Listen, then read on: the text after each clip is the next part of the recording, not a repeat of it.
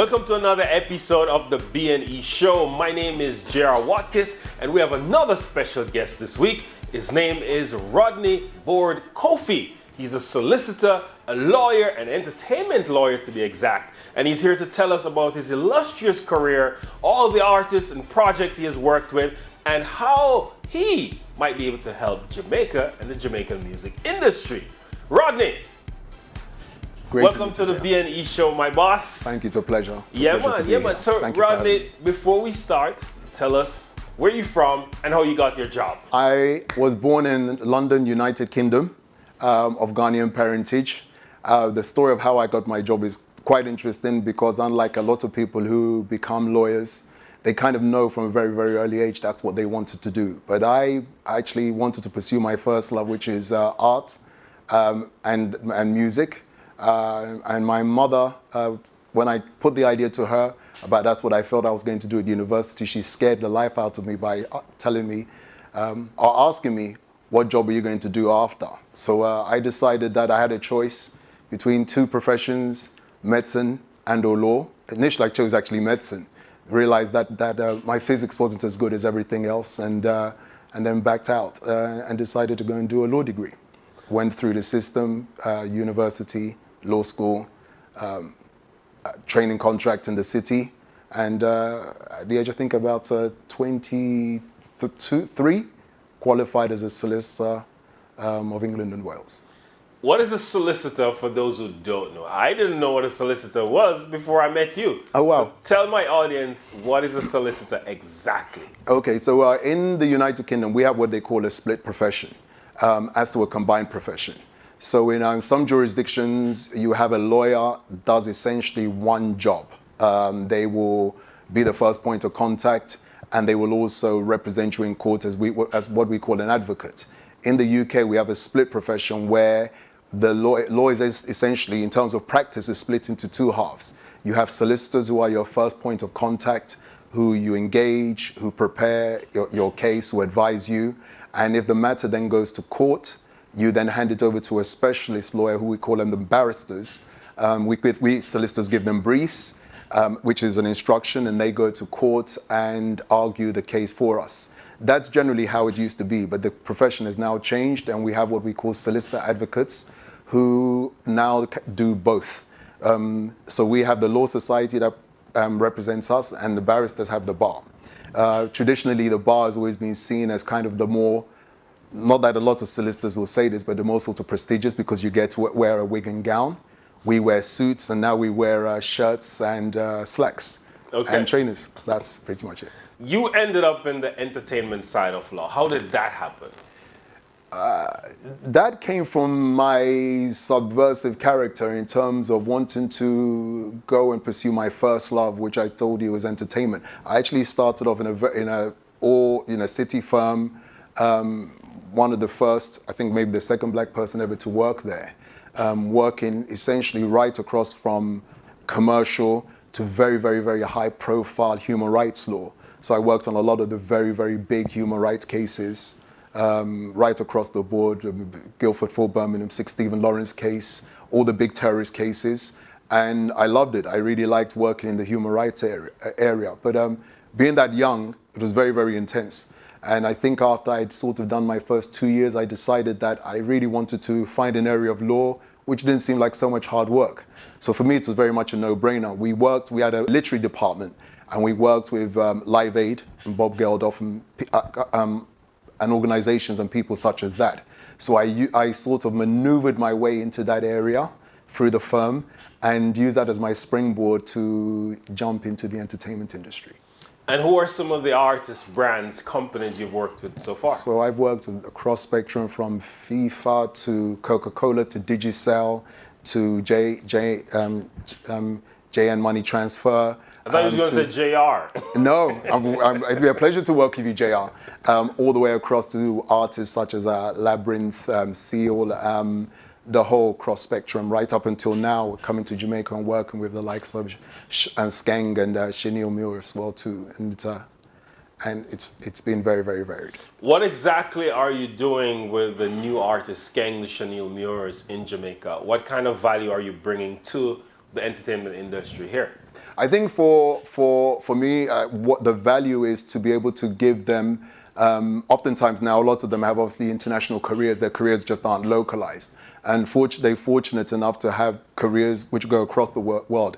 I think what I'm able to do is help them to navigate not just the local business/law, but also tie that into the international arena by hopefully giving them sort of first-class, international quality legal and business advice. For new artists coming up, fresh off the street, what's the first thing you think they should do?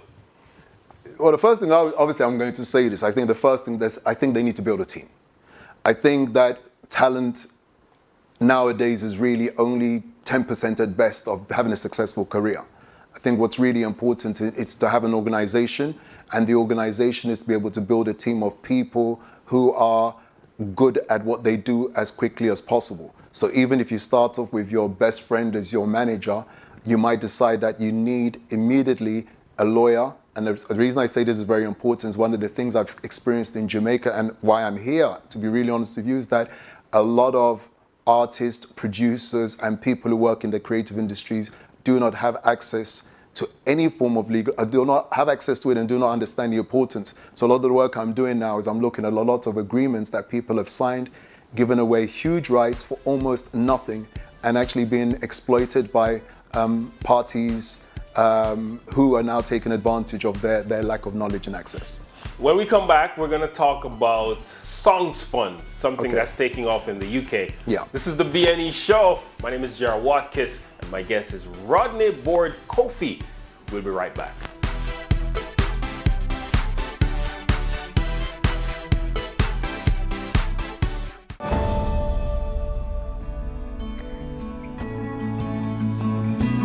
You may have fears in listing on the main market or the junior market of the Jamaica Stock Exchange. Whatever those fears are, we can help you to allay them. Give us a call today. Our friendly professional staff will help you through the process. Let us have that conversation. Give us that call.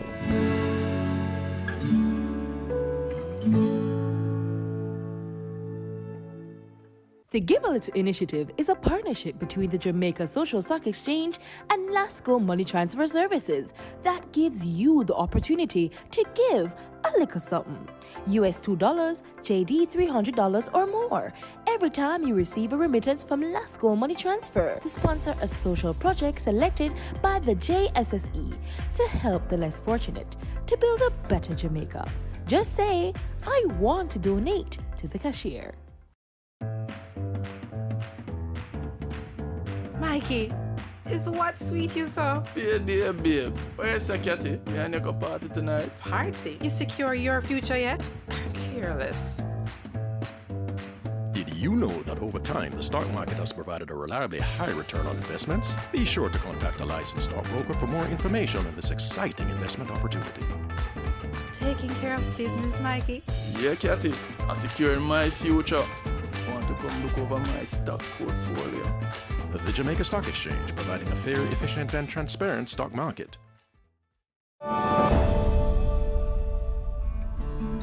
If you're a private company thinking about growing your profits, having better access to capital, I really think you should consider listing on the junior or the main market. Our experience so far has translated into additional customers. Our transparency has allowed us to access credit easier and at better rates. Go ahead, have that conversation as soon as possible. We did it and we're very happy.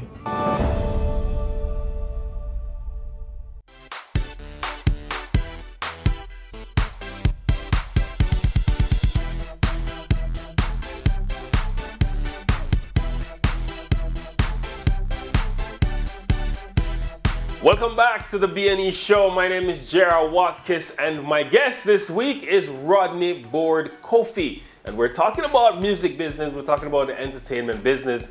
Rodney told us what is a solicitor versus a barrister and all his illustrious happenings in the music industry over the years. And we're going to talk to him now about Songs Fund.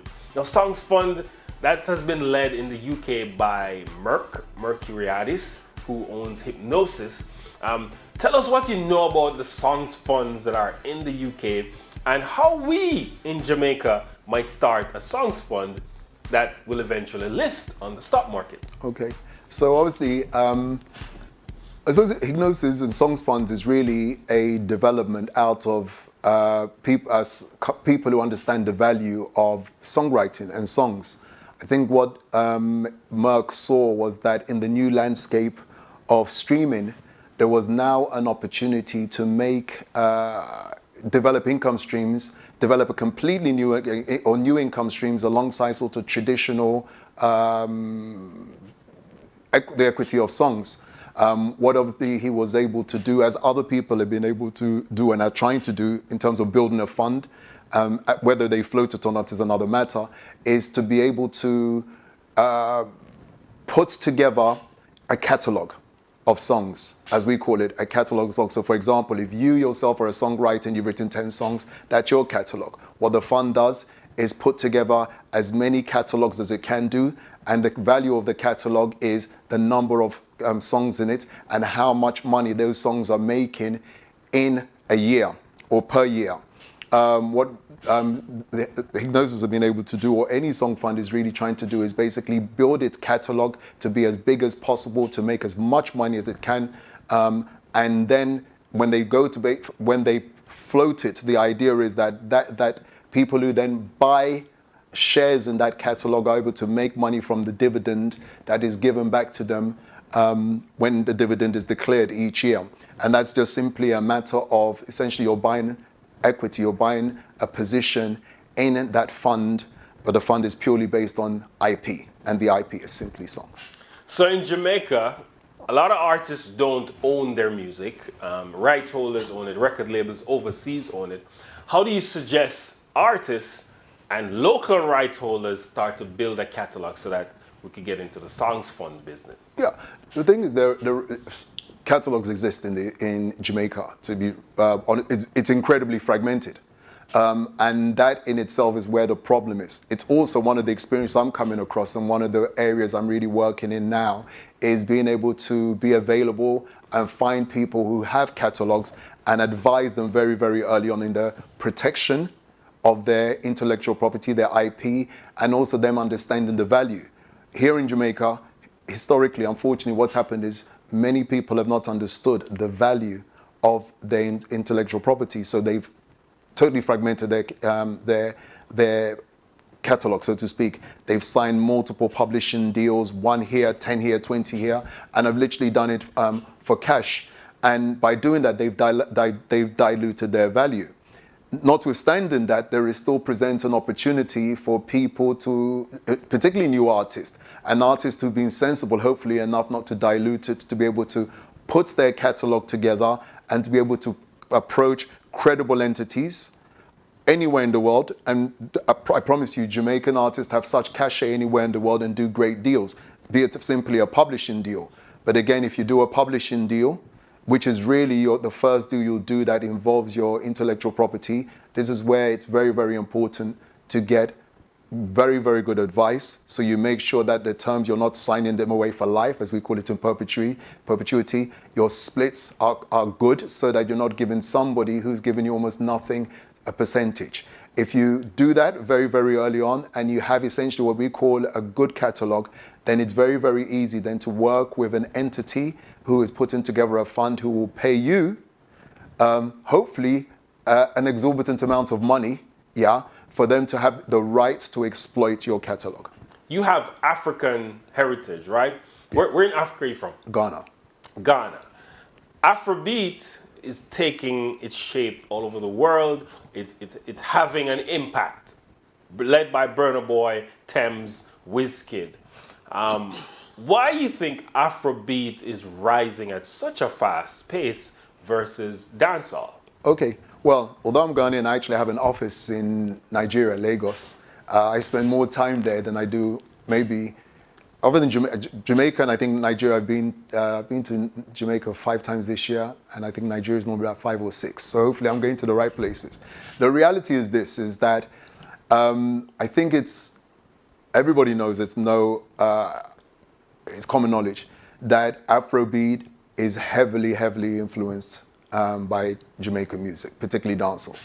A lot of the artists started off with dancehall artists as their idols, and were trying to imitate them and found a way to bring their own sort of language, part of their language, and mix it in. But the beats and stuff are very, very similar because dancehall was so big and so influential in all the African countries, all of them bar none, French speaking, English speaking, Portuguese speaking, and Spanish speaking, as we say. You go anywhere and they had, I used to hear them when I used to go there. And I think the difference has been is that the Afrobeat audiences understood that where maybe opportunities weren't available to people in other areas of law, they could always monetize entertainment. People were always ready to pay you to sing at weddings. People were ready to pay you to perform abroad. I think also a lot of the Afrobeat entrepreneurs, I would say artists, understood from the beginning that there was money to be made, and they treated it, and have always treated it, as a business. You see it in what I call it in the cultural people, is that they've seen people doing that in all areas of law. So they said, all areas of business. So they said to them, why not? So they put structures in there. They had managers.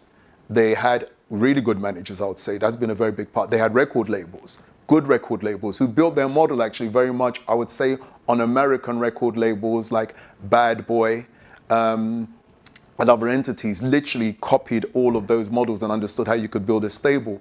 And I think the fact that they followed through and continued to develop music as a business, as the music business, is solely the success of why Afrobeat has been so successful, not just in the continent, but outside. If someone wanted to list a songs fund, a record label, even a media company on the stock exchange, how could they do that? Well, first and foremost, they have to prepare the company to be listed on a stock exchange. So they first have to have a company. Yeah, first you have to have a company, because it's only companies that list on stock exchanges. And you have to prepare your company and meet the requirements of the specific stock exchange you're going to list on. All stock exchanges have requirements and procedures you have to follow to make your company ready to list on a stock exchange. You have to have the value. Yeah, and once you have the value and you meet those requirements, you have to have simple things like a prospectus that is attractive to investors. People can spend their money anywhere they want to. The thing about entertainment is it's always been sexy and appealing to people. So I think if a company finds itself in a situation where they're offering something that is viable, they have the uplift of the fact to most people, it's also attractive. And if you're able to simply show that there is a return, there is the potential for return, which is what essentially an investor wants to see, then that is essentially what you need to be able to do to have your company attractive enough and ready to float on the stock exchange. You talk about owning the IP, but how important it is to own the culture, meaning we see a white band won a Grammy Award for Best Reggae Album last year. Mostly white band, Soulja. And a lot of talk is out there about reggae losing its Jamaican heritage. How important do you think it is for the Jamaica to own reggae? Or you think that reggae should just go to the world and feed the world? If a white band wins in a genre such as reggae, and one day maybe a white band may win in a genre like Afrobeat, I think it's highly unlikely. But I think what you find, because the business is strong, right? Well, I think Justin Bieber did the remix to Wizkid's song. That's right. It's Essence. That's right. So that's quite right. possible. Yeah. Well, I mean, I think what's possible is that people can and should add their audience to your audience. And when Bieber did that to Wizkid, or Ed Sheeran did the same to Burna and Fireboy, none of them complained, because what it did is it opened them completely to an audience that's spending money. And I think that's good, and it's good for them, and it's good for the industry. But going back to your original question, what I feel is that if a white band wins Best Reggae Album, then it tells you that they probably handled their business correctly in that genre and probably were the biggest sellers. And that goes back to the point I was making about the fact that it's also important not just to be celebrating your culture. Part of celebrating your culture is making it successful as a business, so that not just you, but your children and your whole community can benefit directly from that. That is, I think, to speak to the first part of your question. Going on to how I feel about if Jamaica should own reggae. Of course, Jamaica owns reggae. Everybody knows that. To some people, reggae in Jamaica is interchangeable, right? I think we're not talking about Jamaica owning it. Nobody can ever take that away. Nobody can ever take away from Jamaica what influence it's had in music all across the world. You know, reggaeton, hip hop, obviously Afrobeat, and many, many other forms. Many pop music with the Police, you know. It goes on and on and on. People who've borrowed unashamedly from Jamaican music. I think that's never the issue. I think that's a good thing. I think the thing that needs to happen now is that Jamaicans and Jamaica needs to be able to find a way to capitalize on that intellectual property and that culture, more so. So you're working with one of the up-and-coming acts, Kang, who he came on the scene last year, July, and since then he has the 2 most streamed songs in Jamaica, and he's gotten collabs with Nicki Minaj, and he did multiple music videos, and he's doing his thing. He just dropped an EP, Beast of the Era, this 2022. Number 1 EP. Number as 1 we speak EP. right now. Yes. Part of your work is ensuring that he grows as an artist. How do you see him evolving into the international space? Well, I think Kang is an exciting artist. I think people respond to excitement. I think they respond to something unique. He's got all the attributes of what you need to be a great artist. A very unique voice, a great songwriter, versatile, great image, and also intelligent. I think with all of that, it's about the whole team working alongside his core team that came up with him, who'd done amazing things. You know, The Truth, John Coop Records, Drop Top has come on board as well too. Of course, Russian came on board later. He's got access to a very, very talented pool of creative entities who are all investing in him. So much so as we've seen that a AAA artist such as Nicki Minaj has become a big fan, and they've done the collaboration on Little Miss. So I think the international development has already started happening very, very organically. Where people like myself come in is that those behind the scenes, those things don't happen because somebody says, just jump on my record. We have to sit down and we have to make a deal. And oftentimes it's very, very, very fast moving. And it's the like of people like me, business people working internationally with them to make sure that when we do those deals, they're great deals for them. They're not vanity deals like, oh, we're just jumping on a record with AAA artists. No, we go in there knowing the value of the artist and making sure that I make sure that they get exactly the same deal they would get from my UK or American artists. Very important to me. I think that sets the precedent. In terms of the development. So you heard it here first. Kang got a good deal with Nicki Minaj because Rodney ensured of it. All right? Carry that to the news.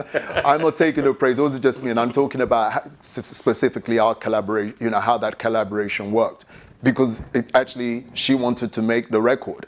And so we knew right away that the value was okay. Which is part of what he built up, his cultural capital. 100%. Nicki, like a lot of people, love Jamaican culture, and obviously Kang's brand is fresh and exciting, ticks all the boxes. I said it's the modern Jamaican youth culture, you know, which is being listened to by middle-class girls at private schools in the UK and America. They might even be the biggest audiences because it's exciting and refreshing to them. Building that to us internationally is building the structure, never forgetting that it's about great music first. Let's be honest, you know, it's very easy for business people to sit down and say, yeah, you know, we've got to have a great business structure. We've got to strike. You heard people used to say that in hip hop.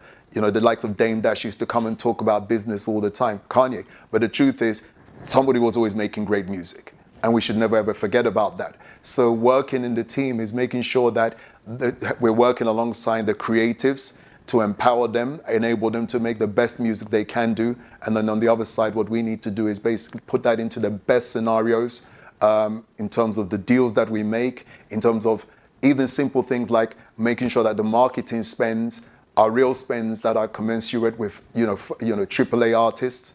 And then we get all the platforms that we need to get all over the world, that nobody's just thinking that it's localized or ghettoized and stuff. Because sometimes when people put things into a genre, there's already a plan that somebody else has got for what they need to be doing there. For someone like me, the plan is we want to make sure that you're doing exactly what you would be doing for Ed Sheeran, but for an artist such as Kang. Rodney, thank you so much. This was so refreshing, educational, and I'm sure not just me, everybody learned from it. I thank you so much for joining me on the BNE show. Join me next week where I will have another guest right here, Sundays, 8 p.m. on CBX, on Flow and Digicel. My name is JR Watkis. See you next week.